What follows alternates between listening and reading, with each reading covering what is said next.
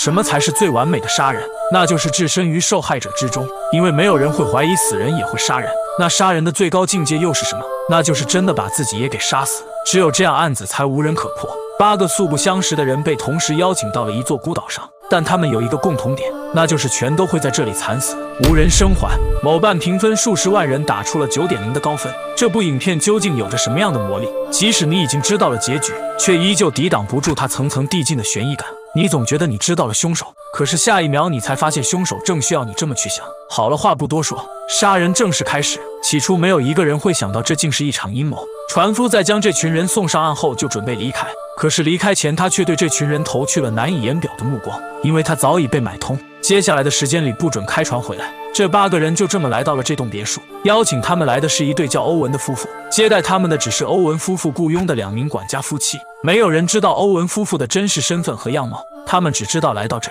欧文夫妇就会给到他们想要的。想到欧文夫妇或许晚些时候就来了，于是并没有人觉得哪里不对。这栋别墅很奇怪，几乎每一间卧室都挂着一副童谣诗歌，第一句就是10个小兵为了吃饭去奔走，噎死一个没法救，10个只剩9个，10个小兵刚好对应的就是这8个人，加上2个管家夫妻，以为只是一首简单的歌谣，于是并没有人去在意。晚餐时间就要到了，老师换好着装准备下楼，可是走廊尽头传来的异象让老师产生了疑惑。就当他准备前去查看时，却被突然出现的管家婆叫住。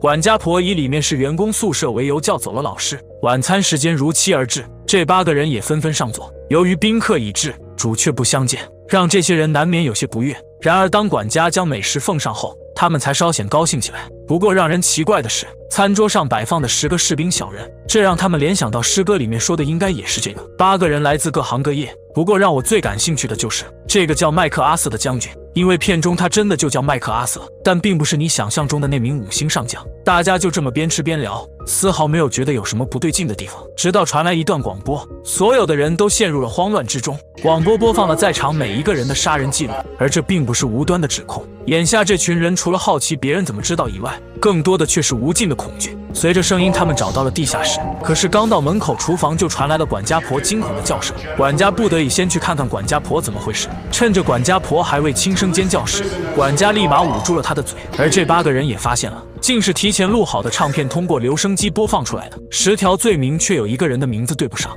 他们怀疑就是这个人搞的鬼。没办法，男人只能说其实自己是一名警察。出于某种原因，他不得不隐藏自己的身份。医生陪同管家检查了管家婆的身体状况，不过就当医生冲兑好一杯安定药后，管家婆却要看管家的颜色行事。等到管家点头示意，管家婆才敢起身大口的喝下去。注意看管家婆喝完以后，先是害怕的看了一眼管家，惊恐的倒下。如今事出诡异，医生要求管家去给大家一个合理的解释，正好也可以让管家婆休息一下。此时的管家婆只有一脸无助的恐惧。管家并没有马上与医生一同出去，就当确定医生出去后， I told you. I told you. Throw yourself together. Stop flapping your trap, you dozy. 由于管家夫妻也没见过欧文夫妇，所有的交流都是通过书信传达。他说他也只是按照欧文夫妇的要求，在大家就餐后准点播放唱片，因为他也不知道唱片的内容是什么，而且罪名中也指控了他和管家婆联合杀害了他们的前雇主。管家却解释道，自己对前雇主鞠躬尽瘁，所以前雇主也好心为管家2人留了一笔不菲的遗产。但是前雇主年迈，身体十分脆弱，于是管家决定让前雇主长痛不如短痛，索性带着管家婆了结了前雇主的性命。他觉得自己做的并没有什么不妥，只是出于好心帮别人解脱了而已。罪名带来的恐慌让这群人开始为自己开脱，每个人都能找到合理的理由表明自己并没有犯罪，但有没有说实话只有他们自己知道。但是唯独一个人例外，那就是雇佣兵。他毫不掩饰地说自己的确杀了20多个人，但这又如何？ Terrible, terrible man. Lombard, you, sir, are a bloody butcher. And I'm holding my hands up to it. So either I'm embellishing a story for shocking effect, or I'm the only one telling the truth in a room full of liars. How dare you take that as enough? Please, ladies and gentlemen, enough. What good could it do? 如今无论怎样的猜疑都无济于事，于是大家商量着睡一觉，明早坐船回去各奔东西，从此形同路人。然而一旁的小鲜肉还是决定将自己可能的罪名告诉大家。不久前他开着车行驶在乡间小路上，但不幸的是他撞到了2名突然冲出来的小孩。2名小孩当场毙命。事后小鲜肉选择了直接逃离现场，所以这事应该不会有更多的人知道。而他也把主要的责任归结到了2名小孩身上，因为是他们自己冲上马路的。可是说着说着，小鲜肉就无法呼吸，像是被什么东西噎住了一样，很快他就倒地身亡。而这刚好印证了童谣的第一句话：10个小兵为了吃饭去奔走，噎死一个没法救，10个只剩9。如今死了1个人，剩下的人怎么可能安然入睡？管家婆彻夜难眠，更可怕的是半夜突然有人敲起了他的房门。第二天一大早，医生就被急促的敲门声惊醒，来人正是管家。之所以第一个叫醒医生，是因为管家发现管家婆死在了床上。更诡异的是，一早起来的老师发现餐桌上的小士兵由昨天的10个变成了现在的8个。老师在早餐时询问有没有人动过小士兵，当然得到的只会是否定的回答。如今管家婆也死了，让他不得不怀疑凶手是在按照童谣上说的来杀人。因为第二句9个小士兵秉烛到夜半，清早叫不打，9个只剩8。这句话也刚好阐述了管家婆死在了睡梦中。起初他们在小鲜肉的房间中发现了毒品，以为他是吸食过量导致死亡的，可是第二天却在他的口腔中发现了氯氰钾，一种可以致命的化学物，很可能在昨晚被人偷偷放进了他的酒杯中。因为在昨晚的争执中只有他一个人还在喝酒，而管家婆应该也是服用过量的镇定剂，才导致一睡不醒。种种迹象让他们怀疑肯定是医生所为，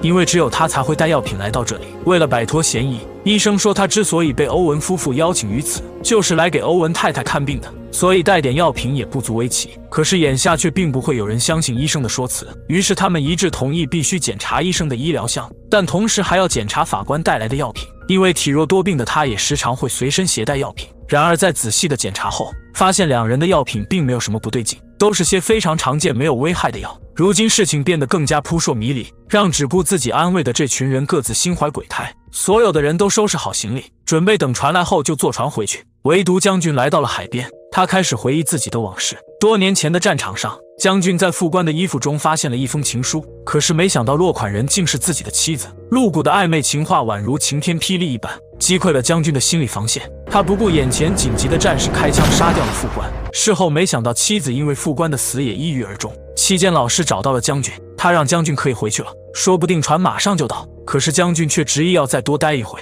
无奈老师也只能先行回去。如今船迟迟未来，疑心重重的几个男人开始怀疑欧文夫妇肯定也在岛上，甚至于他们的一举一动都在欧文夫妇的监视之中。恰巧地下室传来了异响，难道欧文夫妇真的就藏在下面？为了确保安全，雇佣兵不得不拿出藏好的手枪。可正是这样的一个举动，却引起了其余2人的吃惊。为什么会有枪出现在小岛上？但眼下也容不得他们诧异了。然而冲进来才发现里面的人竟然是管家。管家说由于管家婆已经死了，所以他要收拾点东西换一个房间，却让这3人满脸震惊，因为大家都在收拾行李打算离开这里，而管家想的却只是换一个房间，这不得不让几人心生怀疑。管家却说他被雇佣到这里，如果没有雇主的同意，他哪也不能去。时间一点点的就这么过去了，可是船只却依旧没有出现。海边突然升起的海鸥让老阿姨产生了疑惑。然而当她带着好奇心一步步走过去时，发现将军已经被敲破脑袋死在了岸边。8个小士兵旅行去德文流连不离去，8个只剩7。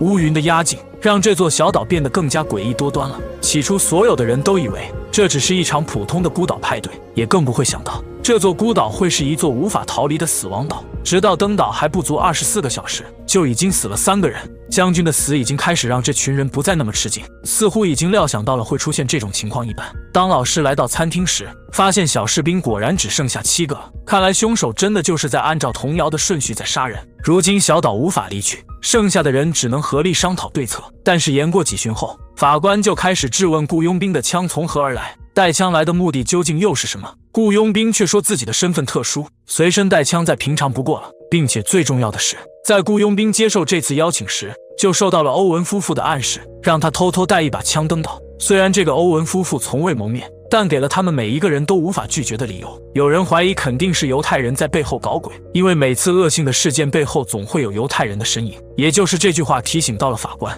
于是他将欧文夫妇全程的首尾单词重新组合，随后再从反面来看，发现竟然是单词位置，也就是说欧文夫妇根本不存在。但可以肯定的是，这个未知人一定就在小岛上，否则不可能让所有的人都按照他的计划行事，肯定在暗中一步步引导着这一切，最终导向自己要的结局。更可能这个未知人就是目前剩下几人中的其中一个人。由于法官常年以来审判了太多凶手，至于其中的案子，这让他更加笃定凶手就在剩下的几人之中，因为只有深陷其中才能完美作案。多年的探案经验让警察开始怀疑其管家，因为他总是鬼鬼祟祟做事神神秘秘的，并且也只有他最可能在小鲜肉的酒里下毒，以及晚上去接近管家婆。医生坚信了警察的怀疑，因为昨天晚上他就听到了管家怒斥管家婆的话。如今离岛无望的他们只能回到自己的房间，原本以为就这么平静地度过了这个夹杂着暴风雨的夜晚，可是第二天一早，医生就疯狂地叫醒了所有的人，因为最大的嫌疑人管家此刻也死在了柴房里。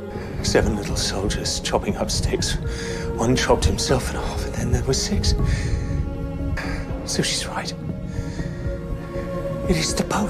看来他们已经明白了凶手杀人的方式，而接下来就是6个小士兵捅了马蜂窝，蜂来无处躲，6个只剩5，但是这里根本就不可能有蜜蜂，所以他们认为凶手接下来杀不到他们。可事情真的就是如此吗？如今没有人会害怕接下来死不死人，只担心死的那个人会不会是自己。似乎感受到身边每个人都是危险，医生找到了最为冷静的法官，他打算和法官抱团应对接下来的事。法官没有思索，立马同意了医生的提议，这也正是他想要的，因为冷静的外表之下却涌动着更加不安的心。晚上心神不宁的老师来到了餐厅，发现餐厅上的小士兵只有5个了，虽然并没发现有谁死，但他知道肯定又死人了，于是数弱不惊，像是没发生什么一般的敲响了铜锣，只是为了告诉大家别睡了，又有倒霉蛋死了。原来是老阿姨死在了沙发上，可是并没有发现蜜蜂的迹象。老阿姨被裁纸刀刺死，而裁纸刀上印有字母 B， 字母 B 和蜜蜂读法一样。没想到凶手玩起了谐音梗，由于越来越多的人离奇死亡，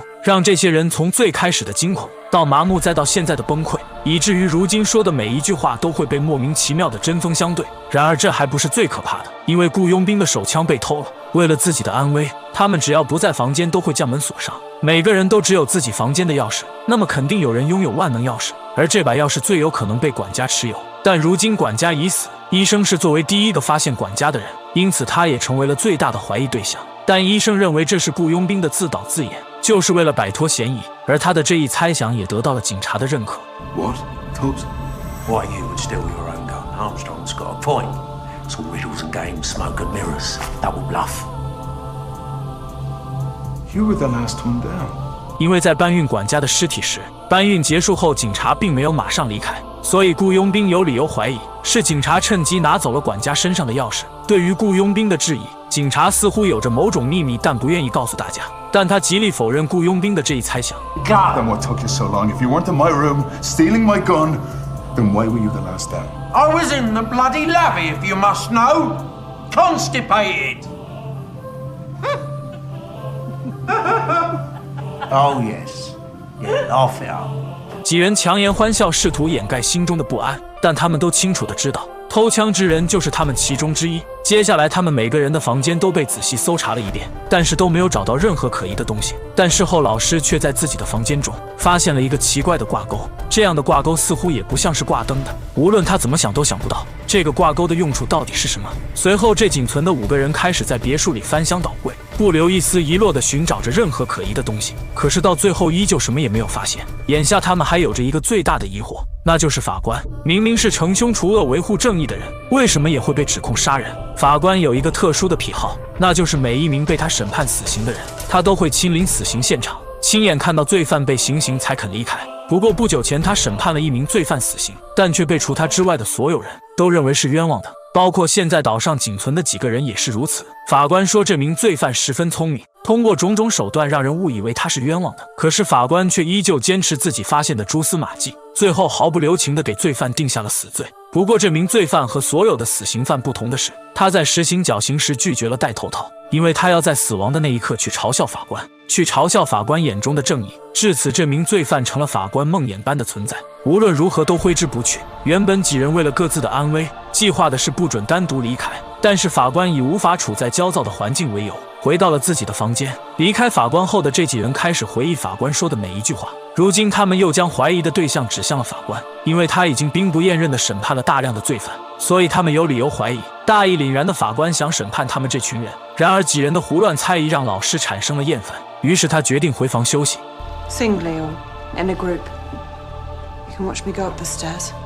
虽然老师只是一名女子，但却依旧有着杀掉他们的能力。几个大男人同样不敢对老师放下心来。压抑的环境、恐怖的雷声，已经让老师的心智发生了变化。他很清楚那个因自己而死的小男孩到底是怎么死。始终不安心的几个男人还是决定和老师相处在一起。这一晚，这几人似乎已经开始慢慢接受这样的结局。既然都要死了，何不在死前最后疯狂一把？于是他们把酒言欢，彻底去忘记死亡。可是这时医生突然想起了法官，带着不安的心，他们来到了法官的房间。但不幸的是，法官已经被爆头死去。更诡异的是，法官还被穿上了庭审时才穿的衣服。这也印证了那句童谣：5个小士兵同去做律师，皇庭判了死，5个只剩4。如今仅存的5个人，单独相处的法官死了，其余4个人几乎一直都在一起。那么到底谁才是凶手了？他们又把矛头指向了身边人。他们确实每个人都有单独离开的时间，但是短暂的时间都不足以杀掉法官，并且事后还给他穿上衣服。甚至凶手还必须要有足够的时间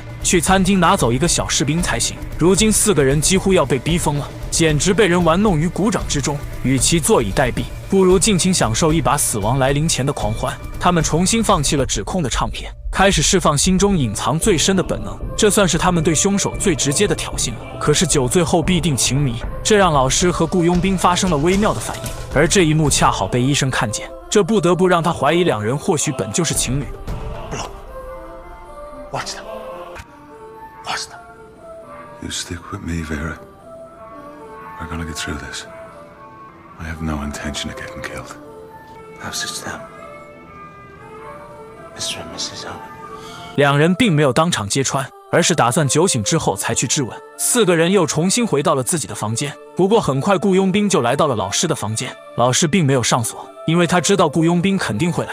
如今仅存的4个人都心怀鬼胎，而此时的医生悄悄溜出了房间，不过却被身处隔壁的警察听到了他的开门声。当他追出去时，发现医生正向别墅外跑去。此时的警察坚信医生就是凶手，他赶紧回去敲雇佣兵的门。对于雇佣兵从老师的房间出来，他已经没有心思去吃惊了。雇佣兵和警察去寻找医生，老师则留在了房间。然而搜寻医生一夜无果的雇佣兵回到房间时，却发现早先遗失的枪突然又出现在了床上。如今只剩下3个人，并且遗失的枪也突然回来了，这让警察又不得不去怀疑雇佣兵，并且昨晚2人是分开去寻找医生的，但是都没有找到。他们都怀疑是对方杀掉了医生，然而老师却认为这是凶手在声东击西。因为根据童谣来讲的话，4个小士兵结伴去海边，轻鱼吞下腹，4个只剩3，要么就是医生坠崖身亡，要么就是他还没有死悄悄躲起来了。并且仔细想想昨晚发生的事，此刻才觉得细思极恐。狂欢派对是医生提议的，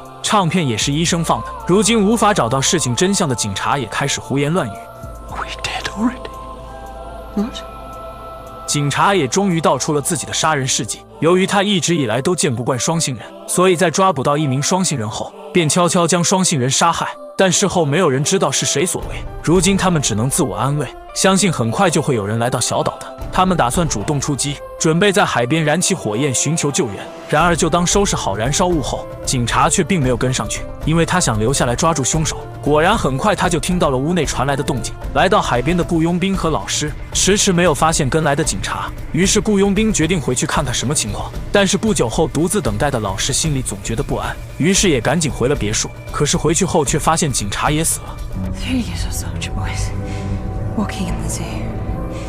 A big bear had one, and then there were 2. 2人重新来到了海边，但却发现了死在海边的医生。雇佣兵打算带着老师去寻找可以得救的地方，但是老师却认为不能让医生就这么遗弃在海边。但他可不是好意，老师这么做只是为了当自己得救时不会被别人认为自己没有良心，让一个惨死之人就这么暴露在海边。虽然雇佣兵搞不懂老师这么做究竟有什么意义，但他还是选择了尊重他的意见。然而就在雇佣兵将手枪别在腰间后，老师却趁机抢了过来。如今只剩他和雇佣兵，他没有理由不怀疑雇佣兵就是凶手。毕竟以老师的角度来看，医生和警察肯定就是雇佣兵杀害的。于是他便开枪杀掉了雇佣兵。2个小士兵日头下面7，毒日把命夺，2个只剩1，真是人性被凶手拿捏得死死的。杀掉雇佣兵后，老师终于感觉自己解脱。就这样，他在海滩上睡了过去，而他又做起了那个挥之不去的噩梦。原来老师曾经认识了一个可能成为富豪的男友，因为男友有一个富豪叔叔，叔叔有一个年幼的儿子。如果没有这个儿子的话，那么男友就将继承叔叔的所有遗产。显然这就让老师动了歪心思，于是他便怂恿男孩下海游泳。当然这肯定就一去不返了。不过在法庭上，老师十分肯定地说自己已经拼尽全力去营救男孩，可是最终还是失败，而这也得到了法庭的认可。不过却遭到了男友的质疑，因为男友再熟悉不过老师的体能。如果真是老师所说的，在男孩即将下海时，老师有绝对的时间去追上小男孩，所以他认为这是老师故意而为之。最后索性和这个恶毒的女人分手。醒来后，老师回到了别墅。不过离奇的是，他的房间里不知什么时候在中央摆放了一把椅子，而椅子上方还系上了一个绳圈。原来墙上的挂钩就是为了挂绳子而准备。他知道自己终究还是难逃一死，好在此刻的老师也并没有打算再逃出去，心中的罪恶感已经让他萌生了去死的念头。不过当他套上绳子时，房间的门却突然打开，而开门之人竟然是法官。这到底是怎么回事？惊恐让老师踢倒了住脚的椅子，最后只能痛苦地看着法官。One little soldier boy left all alone. He went and hanged himself. And then there were none. 原来法官后面联合医生做了一个局，医生想的是如何抓到凶手，而法官想的是利用医生再杀掉剩下的所有人。其实在法官死的当晚，医生就已经略显不对劲，只不过当时害怕的几人并没有发现医生的异常。比如医生脱下外套打算包住法官的头，然后再搬离此处，理由是害怕脑袋中的东西流出来，但实际是害怕搬运过程中会发现法官并没有死。然而雇佣兵却提议用别的东西来包，这让医生突然变得紧张起来，但并没有人发现这一幕。而老师也提议让医生检查一下法官的伤口，然而医生却突然变得愤怒，这么明显的东西根本就不需要再检查。医生提议的合作虽然不是法官事先计划的，但无疑让法官的计划可以事半功倍。原来他一直秉承自己的正义，势必要让所有的罪恶遭到惩罚，只不过面对某些无法被指控的人，他只能采取这样的手段。看到法官又活了过来，此时的老师突然又不想死了，提了一个建议，那就是让法官放下自己，然后将所有的罪名推给雇佣兵。最后事情败露的雇佣兵被老师发现，出于人道和自卫，他选择了杀掉雇佣兵，事后让法官来为自己开脱罪名。显然这是法官最恨的一种行为，他没想到这个女人的心机竟会如此之深，这样的人留着也是祸害。可你以为事情就这么结束了吗？法官来到餐厅，倒上了2杯红酒，分别摆放在了餐桌的不同位置，接着向后挪动一下椅子，营造出有人起身离开的样子。随后他拿出最后一颗子弹装入了弹匣中，一杯红酒下肚后，就用抹布擦拭掉手枪上的指纹，最后就是朝着自己开一枪。后坐力让手枪刚好滑落到了餐桌的另一头，如此登岛的10个人全数死亡，无人生还。试想这样的结局，有谁能找出凶手？毕竟世上本就没有欧文这对夫妇。